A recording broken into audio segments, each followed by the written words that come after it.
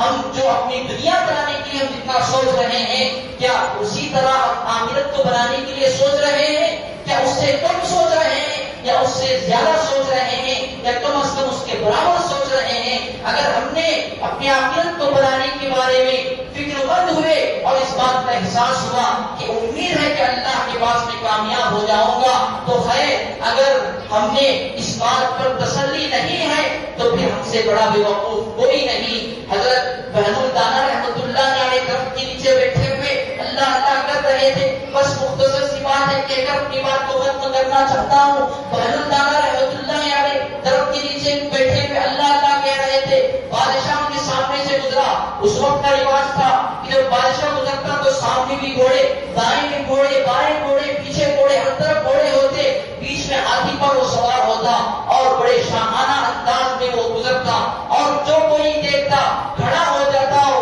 بادشاہ کو سلام پیش کرتا اور اس کی عزت افزائی کرتا۔ بہن دانا وہ تو بڑے اللہ والے تھے، درخت کے نیچے بیٹھے اللہ اللہ کر رہے تھے۔ جب بادشاہ کے پاس سے گزرا تو اس کی نظر بہن دانا پر پڑی، حضرت بہن دانا رحمۃ اللہ علیہ پر پڑی کہ وہ کھڑے نہیں ہوتے ہیں مجھے دیکھ کر بھی۔ تو بڑا غصہ آیا، درباریوں کو بھیج کر حضرت بہلول کو بلایا اور کہا کہ اے بڈھے، کیا تم مجھے دیکھ کر کھڑا نہیں ہوتا؟ سب لوگ میری تعظیم میں، میری عزت افزائی میں لوگ کھڑے ہو جاتے ہیں، لیکن تو آرام سے درخت کے پاس بیٹھا ہوا ہے۔ تو بہلول دانا رحمۃ اللہ علیہ وہ تو بڑے اللہ والے تھے، اللہ والوں کو کسی کا ڈر نہیں ہوتا۔ الا ان اولیاء اللہ لا خوف علیہم ولا هم يحزنون الذين آمنوا وكانوا يتقون۔ نہ انہیں کسی چیز کا خوف نہ کسی چیز کا غم ہوتا ہے۔ فوراً بادشاہ کے سامنے جواب دیا۔ بادشاہ کے سامنے جواب دینا بھی بڑی ہمت کی بات ہے۔ کہا کہ میں تو تجھ سے بڑے بادشاہ کی خدمت پہ لگا تھا، تیرے سامنے کیسے کھڑا ہو سکتا؟ تو بادشاہ اور غصہ ہو گیا اور کہنے لگا کہ اس علاقے میں اور اس شہر میں سب سے بڑا بادشاہ تو میں ہوں، میرے سے بڑا بادشاہ کون ہے؟ بہلول دانا رحمۃ اللہ علیہ نے کہا کہ اس بادشاہ کی خدمت میں جس نے تجھے بھی پیدا کیا، تیرے باپ کو بھی پیدا کیا، ہم سب کا رازق و مالک ہے۔ بادشاہ چونکہ مسلمان تھا لیکن دنیا کی محبت اس کے اندر بھری تھی، بات سمجھ گیا کہ اللہ کی تعریف کر رہے ہیں۔ اب بادشاہ کی تو عزت ہو گئی، بادشاہ کی بے عزتی ہو گئی، تمام رعایا کے سامنے اور زیادہ غصہ ہو گیا۔ اب وہ اکڑا گیا اور کیا کہوں اس کو سمجھ میں نہیں آ رہا تھا۔ ہاتھی سے اترا اور نیچے ایک لکڑی پڑی ہوئی تھی اور بہلول دانا رحمۃ اللہ علیہ کو دیتے ہوئے کہا کہ میں تمہیں یہ لکڑی دے رہا ہوں، رکھ لو، اور تو ہمارے اس علاقے کا سب سے بڑا پاگل ہے، اس بات کی نشانی ہے کہ تو سب سے بڑا دیوانہ ہے، بے وقوف ہے۔ اگر تو اپنے سے زیادہ کوئی بڑا بے وقوف ملے تو اس کو یہ لکڑی دے دینا۔ یہ کہہ کر اپنے ہاتھی پر بیٹھ گیا اور گھومتے ہوئے غصے کی نگاہ سے دیکھتے ہوئے بادشاہ چلا گیا۔ حضرت بہلول دانا رحمۃ اللہ علیہ کو کوئی وقت نہیں پڑا، اس لکڑی کو لے کر اپنے جھولے میں رکھ لیے، پھر درخت کے نیچے جا کر بیٹھ گئے، اللہ اللہ کرنے لگ گئے۔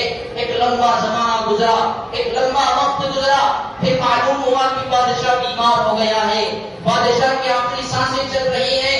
اطباء کوشش کر رہے ہیں، حکیم حکما کوشش کر رہے ہیں کہ بادشاہ کو کسی طرح بچا لیں، بادشاہ کو کسی طرح صحت مل جائے، لیکن کوئی فائدہ نہیں۔ لمبی لمبی قطاریں کھڑی ہوئی ہیں۔ بہلول دانا رحمۃ اللہ علیہ کو معلوم ہوا تو سوچا کہ ہم بھی چلتے ہیں، بادشاہ کے ذریعے کچھ سبق دیتے ہیں، اور اپنے جھولے کو دیے اور اپنی تھیلی کے اندر اس لکڑی کو رکھ کر بادشاہ کے دربار میں حاضر ہوئے۔ بادشاہ حیران و پریشان ہے۔ جب دربار میں حاضر ہوئے تو درباریوں نے روکا۔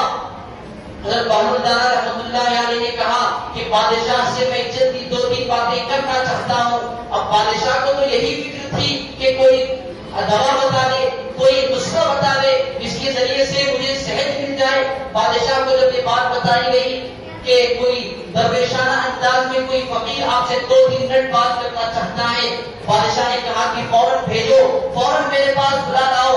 بہلول دانا رحمۃ اللہ علیہ اس بادشاہ کے دربار میں حاضر ہوئے۔ بادشاہ سے کہا، بادشاہ سلامت، کہ آپ نے مجھے پہچانا؟ بادشاہ کی تو حالت یہ تھی کہ وہ اپنی حالت کو نہیں پہچان رہا تھا، تو حضرت بہلول دانا رحمۃ اللہ علیہ کو کہاں پہچان سکتا تھا؟ کہنے لگا کہ نہیں پہچانا۔ حضرت بہلول دانا نے کہا کہ کوئی بات نہیں، آپ نے نہیں پہچانا تو کوئی بات نہیں، لیکن میں آپ کو پہچانتا ہوں۔ پھر بادشاہ نے کہا کہ بتاؤ کیا باتیں کرنی ہے، جلدی بتاؤ، کوئی نسخہ بتاؤ۔ اس کی فکر یہی لگی تھی کہ میں صحت یاب ہو جاؤں، لیکن اس کی آخری سانسیں چل رہی تھی۔ اللہ والے پہچان گئے تو حضرت بہلول دانا رحمۃ اللہ علیہ نے کہا کہ کوئی نہیں، بس 2-3 سوال کرتے ہیں۔ میں نے سنا ہے کہ بادشاہوں کو سفر کرنے کا بڑا شوق ہوتا ہے، شکار کرنے کا بڑا شوق ہوتا ہے، کیا آپ کو بھی شوق تھا؟ تو بادشاہ جب شکار کی بات سنا تو فوراً سر ہلا کر کہنے لگا کہ مجھے بھی بڑا شوق تھا شکار کرنے کا۔ تو پھر بہلول دانا نے کہا کہ کتنے دن کا شکار کیا کرتے تھے، کتنے دن سفر پر جایا کرتے تھے؟ تو بادشاہ نے کہا کہ 10-15 دن ہم شکار کے لیے جایا کرتے تھے۔ حضرت بہلول نے کہا کہ اس 10-15 دن کے لیے آپ کتنے دن پہلے سے تیاری کیا کرتے تھے؟ بادشاہ نے کہا کہ اس 10-15 دن کے لیے ہم 3-4 مہینے پہلے سے میری تیاری کی جاتی تھی کہ بادشاہ کہاں جائیں گے، کیسے شکار کریں گے، کس وقت کیا کھائیں گے، کس وقت کون سے غلام آئیں گے، کس وقت آپ کی خدمت کیسے کی جائے گی۔ اس طرح کی تمام نظم و ضبط 3-4 مہینے پہلے سے کی جاتی تھی اور تیاری کی جاتی تھی۔ تو بہلول دانا رحمۃ اللہ علیہ نے کہا ہاں بس یہی سوال کرنا تھا۔ بادشاہ آپ 10-15 دن کے شکار میں سفر کے لیے جاتے تھے تو 3-4 مہینے پہلے سے تیاری کرتے جاتے تھے۔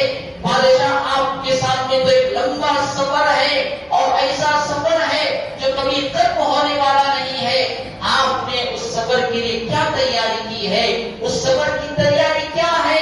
نماز ہے، روزہ ہے، صدقہ و خیرات ہے اور حج ہے، اسی طرح قوم کی خدمت ہے اور اپنی آخرت کی فکر ہے۔ یہ تمام کی تمام تیاری آپ نے کتنی کی؟ جیسے ہی بادشاہ نے سنا اس کی آنکھوں سے آنسو جاری ہو گئے، رو پڑا اور کہنے لگا کہ میں نے کچھ تیاری نہیں کی، یقیناً میں نے کچھ تیاری نہیں کی، میں نے غفلت میں زندگی گزار دی۔ پھر وہ بادشاہ کے سامنے حضرت بہلول دانا رحمۃ اللہ علیہ اپنے جھولے سے اس لکڑی کو نکال کر بادشاہ کے سامنے پیش کرتے ہیں اور کہتے ہیں کہ بادشاہ آپ نے مجھے ایک مرتبہ کہا تھا کہ میں بیوقوف ہوں، میں جاہل ہوں، نادان ہوں، ناسمجھ ہوں اور بیوقوف ہوں، اور سب میں نے باتیں سنی۔ آپ نے یہ بھی کہا تھا کہ اگر آپ سے بڑا بیوقوف کوئی مل جائے تو اس کو یہ لکڑی دے دینا، لہذا مجھ سے زیادہ بڑا بیوقوف مل گیا ہے، لہذا یہ لکڑی آپ کی خدمت میں ہے۔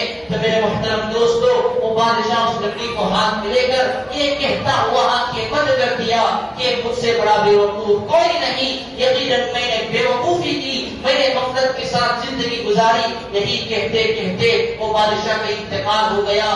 میرے محترم دوستو، کہنے کا مقصد بس